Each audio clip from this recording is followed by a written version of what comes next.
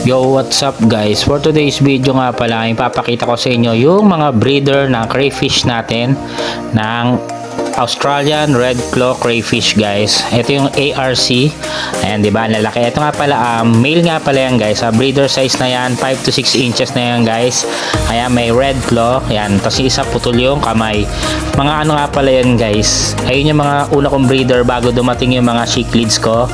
And then, pinagkakain nyo na cichlids. Pag nagmamolt kasi yung crayfish guys, malambot nga pala yung shell nun. So, nawawala yung shell yung pinaka-armor nila. So, pagka nagmolt sila, malambot yon guys. Tapos pagka gutom yung cichlids guys, kinakain nila isa-isa. Sisimulan nila sa paa, tapos pag naubos na yung paa, yung galamay, ganyan. So inuubos nila yung mga breeder. So huwag kayong maglalagay ng ARC tsaka ng cichlids guys. Dapat mas maliit yung isda na ilalagay nyo, parang ito molly or gapi guys. Sa mga nagki-crayfish dyan guys, huwag nyo sila lalagyan ng malalaking isda guys. So pwede silang kainin pag nagmolt, kaya naubos yung mga breeder ko. Pero ito, meron pa naman tayo mga next generation. Ito, mix na dito. May malaki, may maliit. May breeder na rin dito guys. Tapos may konti ako natira sa taas, kasama yung mga cichlids, pero hindi ko na inalis.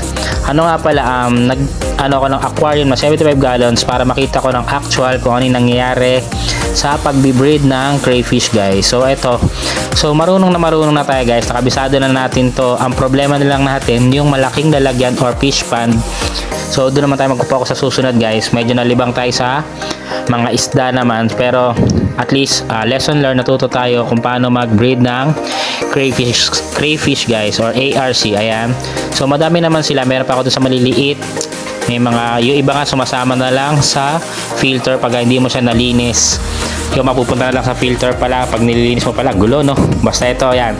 Tapos itong mga molly naman, kumonti rin to kasi hinalo ko rin yung cichlids dito guys. Kaya pag magko-community tang kayo, siguraduhin nyo na hindi sasama yung loob nyo kasi pwede silang magpatayan guys. Kasi yung crayfish naman, pinatay naman niya yung mga cichlids sa taas, yung maliliit, nahuli naman ng crayfish. Tapos yung cichlids, pwede patay yung crayfish, ganoon din. Tapos yung hammerhead, pwede naman kainin ng hammerhead yung maliliit na crayfish. So ganoon, dapat hiwalay-hiwalay talaga guys. So panoorin nyo sa mga next video natin or yung mga past video natin para makita nyo yung community tank na ginawa ko guys. So ito yung mga crayfish natin sa baba, tsaka molly, diba? Pero marami pa rin naman sila, nagbe-breed naman sila dyan. May maliliit pa rin dyan, may breeder. So kailangan natin mas malaking lalagyan na lang guys. Ang binubukod ko lang dito yung sobrang liliit or yung mga buntis pagka nakita ko guys. So thank you for watching guys. Salamat, bye bye. So check nyo lang yung mga past video natin about crayfish, cichlids. Hanapin nyo lang, swipe nyo lang pababa, andyan lang yon, marami yan. Magkakatabi lang naman, halos yan or sa reels guys. So thank you for watching, bye bye.